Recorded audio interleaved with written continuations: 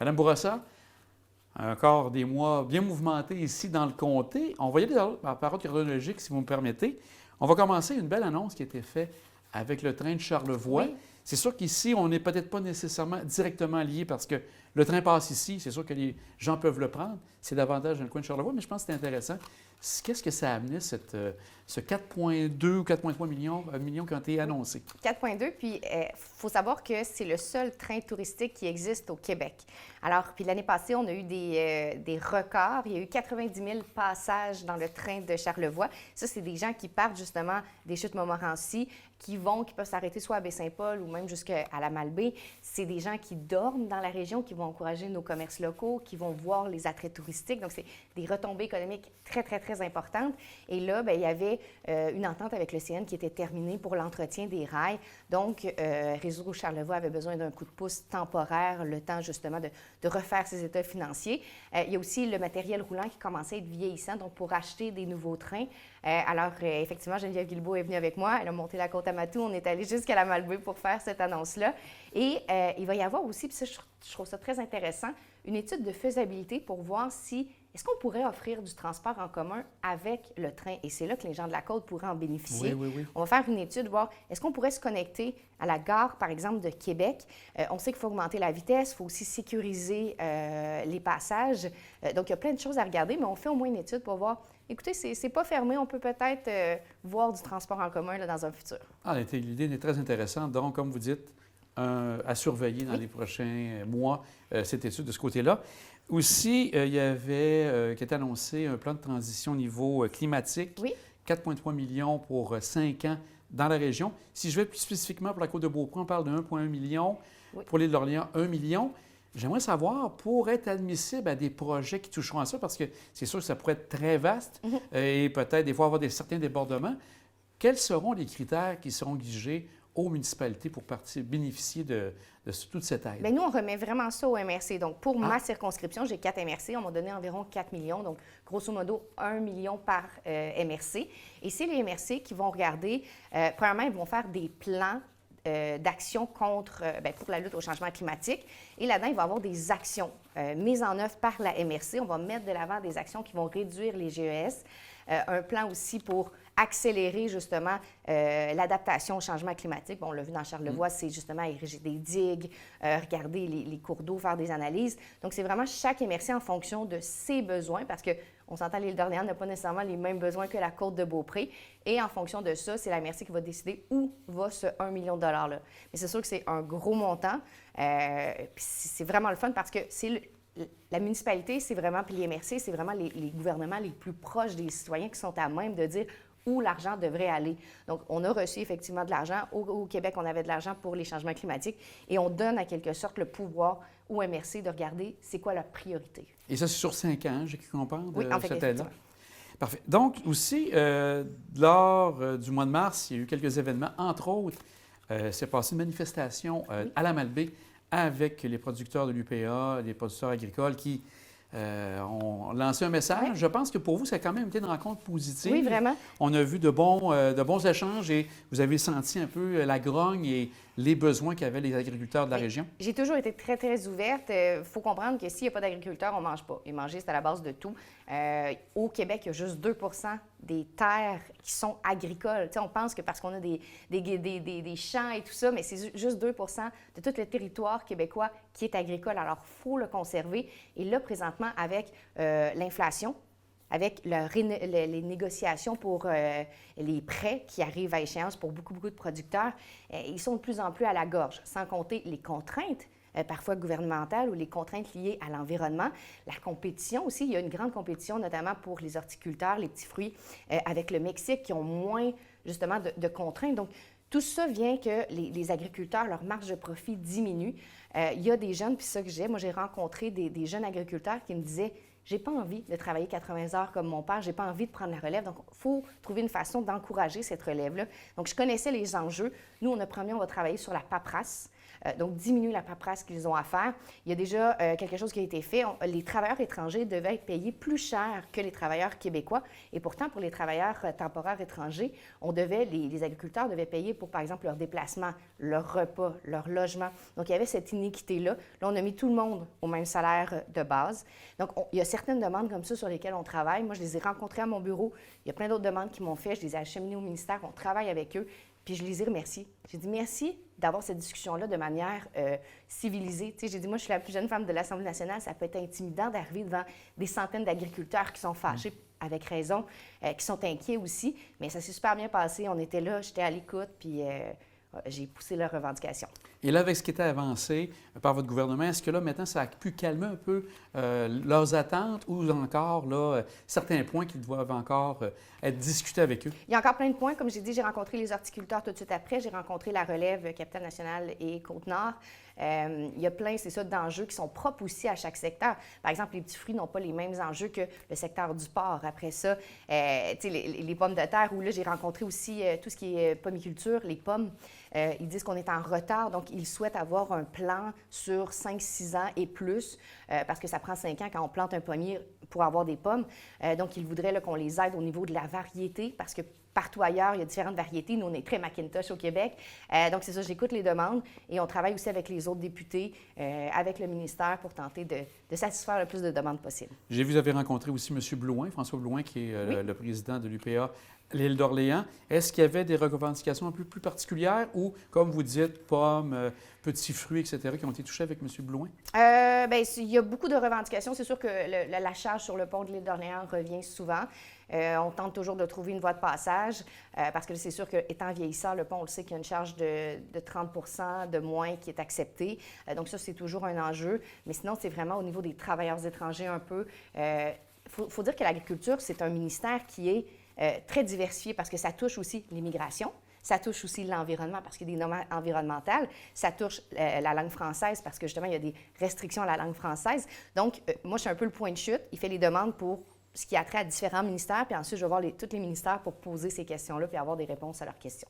Vous avez parlé de langue française. Justement, dans les derniers jours, M. Blouin a comme un peu revendiqué en disant que d'avoir à franciser les nouveaux immigrants qui sont un moteur important pour l'économie au Québec au niveau de l'agriculture. Là, lui, dit que c'est une perte de temps. Est-ce que de ce côté-là, est-ce qu'il y aura des allègements? Est-ce qu'il y a possibilité de voir qu'est-ce qu'il y en est? Parce que c'est sûr que c'est un moment très important, puis on ne voudrait pas perdre cette clientèle et ces gens-là qui sont très utiles au Québec. Et ce qui est fait, c'est que les travailleurs temporaires étrangers, donc les TET, s'ils sont là plus de 6 mois, c'est là qu'ils doivent effectivement faire des cours de francisation. Donc, ceux qui sont là moins de 6 mois sont exclus. Ça, c'est quand même la plupart des travailleurs. Mais il y en a quelques-uns qui durent 9 mois. Donc, c'est vraiment dans cette talle-là qu'on est en train de négocier pour voir. Tu sais, en même temps, ce sont des gens qui, parfois, ne sont pas très éduqués, même dans leur propre langue, donc savent moins bien écrire même l'espagnol, ne parlent pas très bien. Alors, apprendre une autre langue, c'est très, très difficile, surtout s'ils sont là juste pour 9 mois. Donc, nous, on avait dit que la ligne était 6 mois. Eux, ce qu'ils demandent, c'est que les travailleurs qui retournent dans leur pays, qui sont là peut-être 9 mois, n'aient pas aussi à être francisés. Donc, c'est vraiment... Donc ça, il y a des éléments qui vont un peu on changer. en discute avec le ministère de l'Immigration, voir qu'est-ce qu'on peut faire, où on met la ligne. On comprend la réalité des agriculteurs. En même temps, on veut que le travail au Québec se passe en français. Donc, il faut trouver juste la ligne d'entente, mais on comprend ce qu'ils demandent aussi. On comprend aussi la limitation des travailleurs étrangers d'apprendre une nouvelle langue. Mais tout est ouvert là. Aussi, dans les derniers mois, 2 ministres ont passé dans le secteur, donc ça arrive c'est quand même peu fréquent. On a eu le ministre de l'Économie, M. Fitzgibbon, qui est passé dans le secteur. Également, le ministre délégué de l'Économie, M. Skitt. Donc, 2 personnalités qui sont venues passer. J'aimerais commencer avec M. Fitzgibbon. Il est passé autant sur la côte de Beaupré. Ça a touché les gens de l'île d'Orléans qui sont quand même venus. Je prends entre autres les gens de la Chambre de commerce. Et ensuite, dans Charlevoix. Son passage, comment les gens ont saisi ça? Est-ce que les gens étaient contents, les gens d'affaires, d'être présents? Mais il faut dire qu'il n'y avait pas d'annonce nécessairement. C'est M. Fitzgibbon, Pierre devait donner une conférence à la Malbaie. Puis il m'a dit, je vais traverser ta circonscription. Veux-tu que je rencontre ton monde? il n'a pas eu à me le dire 2 fois, mais c'est vraiment son initiative. Okay. Fait que là, j'ai dit OK. Donc, il a dit, je vais vulgariser un peu parce qu'avec l'énergie, on entend tellement plein de choses avec le projet Nordvolt. On a ici, sur la côte de Beaupré, le projet des neiges avec les éoliennes. Alors, il dit, moi, je vais parler avec ton monde, dire c'est quoi notre vision, où on veut aller. Puis après, il a fait une séance de questions-réponses. Donc, je me rappelle, les gars de Feriolski ont parlé d'aluminium, c'est quoi la vision du Québec pour le secteur de l'aluminium. Donc, ils répondaient vraiment comme ça à bâton rompu aux gens. C'était très intéressant. C'était très informel aussi, puis les gens ont eu la chance de voir c'est quoi la vision du gouvernement et de lui parler. Et aussi, il y a eu M. Skid qui est passé. Oui. Lui, c'était pour, entre autres, annoncer 1,9 million qui sera octroyé à InnoCentre pour permettre aux entreprises innovantes de pouvoir participer et d'avoir de l'aide venant des conseillers d'InnoCentre.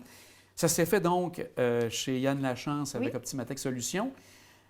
Qu'est-ce que vous ressentez par rapport à tout ça, par rapport à l'aide qui sera apportée aux entreprises innovantes? Est-ce qu'il y en a beaucoup dans le secteur en tout premier lieu? Bien, il faut savoir que ça s'adresse aux entreprises qui ont un chiffre d'affaires de moins de 2 millions de dollars et aux villes où il y a moins de 55 000 habitants. Donc, c'est partout dans Charlevoix-Côte-de-Beaupré parce que on n'a pas de ville qui dépasse 55 000 habitants et on a beaucoup de petites PME comme ça. Tu sais, comme on pense à M. Lachance, tu sais, c'est un gars de terrain, il connaît sa machine, c'est un expert en machine.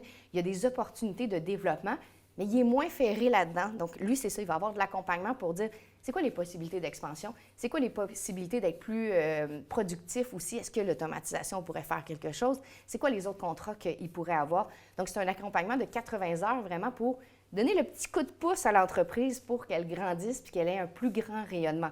Alors lui, c'est sûr qu'il était très, très content. On en a reparlé hier justement quand on s'est vu. Mais il y a plein d'entreprises qui vont pouvoir bénéficier de ça. Alors, le ministre est venu annoncer cette nouvelle-là qui va toucher notre région.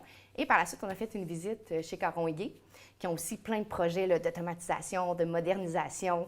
Alors, le ministre avait des questions, pas le ministre, mais l'entreprise avait des questions. Alors, j'ai emmené le ministre, puis on a pu regarder quel programme pourrait être accessible, comment on pourrait les aider dans tout ça. Depuis l'annonce, vous avez parlé de Caron-Igué, vous avez parlé d'Optimatech. Est-ce qu'il y en a d'autres entreprises qui ont commencé à lever la main en disant « Bien, moi, ça m'intéresse de ce côté-là ». Bien, eux sont relayés à Développement Côte-de-Beaupré, donc moi, je ne suis pas nécessairement au courant, mais les entreprises qui sont intéressées, qui disent « Oui, peut-être que j'aurais besoin d'un petit coup de pouce, d'un accompagnement, de yeux neufs pour voir les possibilités d'avenir », ils peuvent appeler Développement Côte-de-Beaupré, puis c'est leurs agents là, qui vont accompagner les entreprises. J'aimerais parler aussi d'un prix qui sera le prix du mérite municipal, quelque chose qui revient pour 2024. Quelle est l'importance justement de vraiment féliciter tout ce qui se fait au niveau municipal? Bien, on a 27 municipalités dans Charlevoix-Côte-de-Beaupré, puis il y en a vraiment qui se démarquent. Donc, ce gala-là, c'est vraiment pour... il y a 5 prix. Je donne des exemples: développement durable, aménagement paysager, il y a aussi action bénévole, donc un bénévole d'expertise. Et là, les villes ont jusqu'au 15 juin pour donner leur candidature.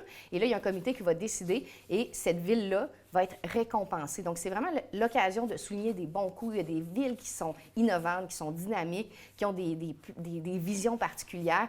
Donc, c'est vraiment une bonne tape sur l'épaule pour ceux qui font bien les choses. Et j'ai vu qu'on a divisé pour les municipalités de 25 000 personnes et moins versus les plus grandes villes. Donc, tous les gens ont quand même une possibilité de participer. C'est ça, parce que c'est sûr que ce n'est pas le même dynamisme ou le même plan de développement durable quand il y a 1 million de personnes, ou quand il y a 200 000 personnes dans la ville et quand il y a 200 personnes. Alors, c'est ça, on voulait être équitable aussi envers les gens. Aussi, dernièrement, donc ça s'est passé dans les derniers jours, on parle du projet 57 avec Mme Laforêt qui propose, entre autres, de mieux protéger les élus municipaux, également les députés de l'Assemblée nationale et les institutions aussi gouvernementales. Comment est venue cette idée? Parce que c'est sûr que là, il y a eu comme beaucoup de démissions qui sont faites dans les derniers mois. Ça a dû amener un questionnement de ce côté-là, du côté du gouvernement. Bien, c'est un projet de loi omnibus. Ça veut dire qu'on a mis plein de lois pour répondre à une problématique. La problématique, c'est qu'il y a présentement 8 000 postes vacants dans 1 100 municipalités. Ça veut dire qu'il y a eu près de 8 000 démissions. C'est immense. Et là, dans plusieurs cas, les élus, c'est qu'il y avait... On parle de 800 peut-être au lieu de 8 000? C'est vraiment 8 000. Ah, il y a 8 000 postes vacants en ce moment. Mais là, ça comprend les maires, les conseillers. Je comprends. Puis, tu sais, juste exemple, dans notre circonscription, il y a le maire des Éboulements, dans la circonscription, sur le maire des Éboulements, Pierre Tremblay, qui a démissionné, qui avait soulevé aussi avoir reçu certains propos désagréables, certaines menaces. Donc, lui, il a dit c'est pas juste à cause de ça, mais ça fait partie des raisons pourquoi je tire ma révérence. À Sainte-Pétronille, on l'a vu, le climat social et municipal en ce moment est très tendu. Il y a 3 conseillers qui ont démissionné. Donc, il y avait plein de gestes comme ça. Alors, ce qu'on est venu faire, c'est baliser. Pendant les conseils municipaux, s'il y a de la violence à répétition, les policiers, on a donné des outils aux policiers pour qu'ils puissent intervenir et donner des amendes. Donc, entre 50 et 500 $. Et en dehors de ça, par exemple, un élu, là, que quelqu'un est fâché, l'appelle, le menace, sur Internet le menace en personne, il peut y avoir d'autres amendes jusqu'à 1 500 $. Donc, on vient aussi essayer d'assainir le climat municipal. Puis ça, c'est vraiment quelques-unes. On ouvre aussi la porte au vote électronique, par exemple, pour les mairesses en congé de maternité. Donc, elles vont pouvoir voter à distance. Donc, il y a plein de mesures pour faciliter la vie des élus municipaux.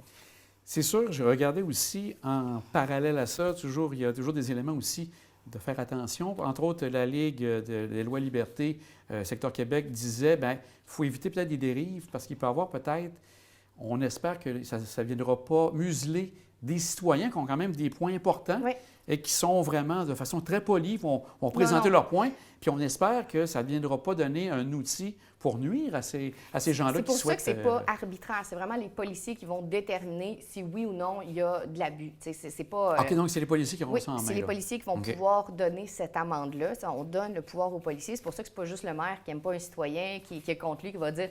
Bon, ben lui, je ne veux plus qu'il vienne au conseil. C'est très structuré. Il faut qu'il y ait des répétitions d'événements. Ce n'est pas juste si le ton monte une fois que là, la personne ne pourra plus venir au conseil municipal. Ça va vraiment être encadré. Là, on vient tout juste de déposer le projet de loi. Il va ensuite aller en commission parlementaire, ce qui veut dire que les oppositions vont donner leur grain de sel, vont dire, bien écoute, ça devrait peut-être être différent. Est-ce ça, on devrait peut-être l'améliorer? On va recevoir aussi des groupes, justement, sûrement la ligne des droits et libertés, qui vont venir donner leurs opinions. Et par la suite, le projet de loi va être bonifié et c'est ça qui devrait être adopté à l'Assemblée nationale. Donc, il reste encore du travail à faire, mais c'est vraiment les bases de ce qu'on a proposé pour améliorer le climat présentement. Et ça devrait se faire au niveau des commissions parlementaires ce printemps? Dans les prochaines semaines. Quand un projet est déposé, habituellement, c'est OK. 2-3 semaines, puis il rentre en commission parlementaire. Et le projet pourrait être voté aussitôt qu'en juin, si j'ai bien compris? Ça, je n'ai pas l'agenda législatif, mais il y a quand même de bonnes chances, effectivement, que ça soit fait d'ici la fin de la session. Un autre dossier qui touche un peu par la bande de la Côte de Beaupré, c'est l'annonce qu'a fait votre collègue, M. Jonathan Julien, qui est le ministre responsable de la capitale nationale, en annonçant qu'il y aurait prolongement de la promenade Samuel de Champlain pour une 4e phase dans le secteur de Beauport. Ça touche bien directement le boulevard, l'autoroute du Frein-Montmorency. Et là, tout le changement qu'on a là, ça amène certaines interrogations, certaines inquiétudes même. Au niveau, entre autres, on a rencontré ici le maire de Bois-Châtel, à la radio, le maire préfet, M. Lefrançois, aussi a amené certaines inquiétudes, entre autres par rapport aux circulations, les problèmes peut-être possibles de congestion qu'on aura si on élimine certaines voies. Comment vous voyez ça de ce côté-là? Je veux les rassurer. Dans le fond, ce qui a été fait, la conférence de presse était sur le projet d'idéation. Donc, nous, ce qu'on a dit aux gens, aux architectes, avez-vous des idées de à quoi ça doit ressembler? Je ne sais pas si vous avez vu, la phase 3, c'est magnifique. Ça donne accès aux gens, aux berges. Il y a une piscine qui est aménagée. Les gens peuvent marcher. Il y a une promenade. C'est très beau. Donc, on voulait faire la même chose ici. C'est ce qu'on a annoncé. Pendant la conférence, effectivement, on le sait que le maire de Québec pousse beaucoup pour que ce soit un boulevard urbain. Et le gouvernement est venu dire, oui, on est ouvert à ça. C'est effectivement quelque chose qu'on envisage. Mais ceci étant dit, les consultations vont commencer maintenant. Donc, tu sais, les maires qui disaient « on n'a pas été consultés », ils vont l'être parce que ça nous touche. Oui, c'est un peu des points qu'ils disaient. Actuellement, c'est arrivé, puis on n'a plus l'occasion on de n'est se pas encore rendu là. C'est pas déterminé encore, ça va être où, la vitesse, ça va être quoi. Est-ce qu'on va mettre, par exemple, des arbres, des fleurs? Est-ce que ça va être réduit? À combien de voies? Tout ça n'est pas déterminé encore. Nous, ce qu'on a dit, c'est qu'il y a une volonté, d'une part parce qu'on veut que ce soit accessible pour les piétons, pour les gens qui veulent aller se promener sur le bord de l'eau, tout ça. Et aussi, on sait que du côté là, de François de Laval, il y a eu cet accident, il y a eu le photoradar, on avait diminué la vitesse et c'est le photoradar qui donne le plus de contraventions au Québec. Alors, les gens continuent à rouler très vite dans ce secteur-là. Maintenant, il faut regarder comment, justement, est-ce qu'on peut s'assurer que ça reste fluide et que ça ne, en bon français, ne jamme pas quand il y a du trafic. Fait que là, on va rencontrer justement les municipalités, possiblement des entreprises aussi. Il va y avoir une consultation pour voir justement ce serait quoi les impacts sur les automobilistes, ce serait quoi aussi les avantages pour le tourisme de recevoir comme ça un aménagement. Donc, les consultations vont se faire, là, puis je tiens à dire, Moi, mon rôle, les gens des fois oublient qu'on est dans la capitale nationale et mon rôle, c'est vraiment de répéter que même si ça arrête aux Chutes Montmorency, ce boulevard urbain, bien, ça va impacter la Côte de Beaupré, ça va impacter les gens de Charlevoix aussi. La Côte-Nord, donc on y va plus loin, puis même on regarde, vous êtes à même de constater aussi à l'automne tout l'afflux de gens qui viennent à l'île d'Orléans pour le temps des pommes. On a un secteur qui est bloqué dans ce secteur-là, entre autres. Puis aussi, bien, je sais que vous parliez entre autres de Mont-Saint-Jean-de-Laval. Est-ce que dans les idées, ça aurait été de dire peut-être de carrément bloquer cet accès-là, parce qu'il y a quand même certains accès qui sont possibles, soit par l'Estimauville, on a les boulevards des Chutes. Ça va être analysé. Est-ce que qu'est-ce qu'on peut bloquer pour éviter un autre accident? Je sais que pour l'instant, c'est sûr que le photoradar est dissuasif. Les gens, ça a diminué quand même la circulation, mais ça reste quand même élevé s'il y a autant de contraventions qui sont émises. Fait que je pense que vraiment, là, on va être ouvert. Le gouvernement et la Ville, parce qu'on s'entend que c'est municipal, la Ville va quand même déterminer, bon, c'est quoi les priorités, il ne faut pas que ça congestionne. Ensuite de ça, il faut que le trafic soit fluide. Il faut également que les gens aient accès facilement. Donc, on va tout prendre ça en compte. On va rencontrer les acteurs du milieu, puis on va par la suite annoncer un peu plus de détails, mais on est tellement au début de ce projet-là, mais je comprends donc, que ça peut va inquiéter. pouvoir réduire les inquiétudes éventuellement, autant des élus de la Côte de Beaupré que ceux de l'île d'Orléans. Donc, excellent. Peut-être pour terminer, les projets qui sont à venir, on est toujours en la poursuite, entre autres, le pont de l'île. Les prochaines étapes, on a eu bien sûr la côte du pont qui a été restaurée, ensuite l'entrée de l'île. Maintenant, la prochaine étape, on s'approche vraiment de tout ce qui va se faire au niveau de la construction du pont en tant que tel. Qu'est-ce qu'on peut prévoir pour, selon ce que vous savez actuellement, pour 2024, là, pour l'année à venir, pour l'été à venir, entre autres? Bien, ce que je peux dire, c'est que tout va comme prévu. Il n'y aura pas de retard sur l'échéancier. Le nouveau pont devrait être en place et fonctionnel d'ici 2028. Maintenant, pour la construction, pour le consortium qui a été choisi et tous les détails, je dois dire qu'il y a des belles annonces qui s'en viennent dans les prochaines semaines. Je ne peux pas trop en dire parce qu'on est en train de concocter tout ça, mais ça avance très bien et je pense que les gens de l'île d'Orléans et les gens aussi de Beauport par le fait même vont être très contents là, de ce qu'on va proposer. Le troisième lien, il y a eu des consultations qui ont été faites justement pour voir un peu le projet. Il y a eu quelques changements qui ont été faits, entre autres, là, par le gouvernement. Donc là, on est en attente. Est-ce que ce rapport va sortir bientôt également par rapport à ça, par rapport aux consultations qui ont été faites? Oui, je crois que c'était fin mai que c'était prévu de mémoire, mais il y a quand même plusieurs centaines de personnes là, qui ont répondu à ça. Au début, on demandait où est-ce qu'ils habitent, puis après ça, c'était, bon, si le pont était à tel endroit, est-ce que vous l'utiliseriez? Il y avait des questions aussi à savoir, est-ce que vous miseriez plus sur le transport en commun? Donc, puis toutes ces informations-là vont être remises justement à la CDPQ Infra qui fait présentement, qui doit nous proposer une solution. Donc, on s'est vraiment apprécié. On avait dit qu'on consulterait la population. On s'est dit, bon, qu'est-ce qui est la meilleure façon? Est-ce que c'est de tenir une séance? En même temps, quand on tient une séance, la distance, les moments de la journée, les gens ne sont pas nécessairement tous disponibles. Fait qu'on s'est dit, un sondage web, c'est accessible, les gens peuvent le faire quand ils veulent. Et il fallait, mettons, marquer aussi son adresse. Donc, on voit... T'sais, si c'est des gens, par exemple, de Montréal qui répondent 18 fois au sondage, on le voit.